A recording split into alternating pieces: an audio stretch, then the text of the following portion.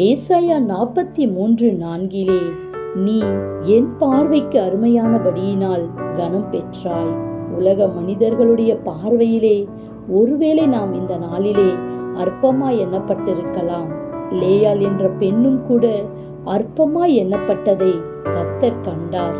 ஆம், நம்முடைய கர்த்தர் நம்மை காண்கிற தேவனாய் இருக்கிறார். உலக மனிதர்கள் நம்மை காண்கிறார்களோ அல்லவோ, ஆனால் நாம் எந்த சூழ்நிலையில் எப்படியாக நடத்தப்படுகிறோம் என்பதை கர்த்தருடைய கண்கள் நம்மை காண்கிறது.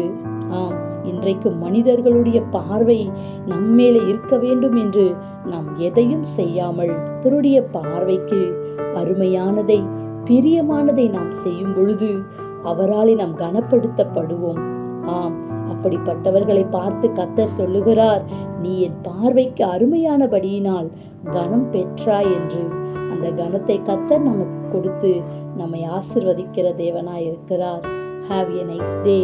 God bless you.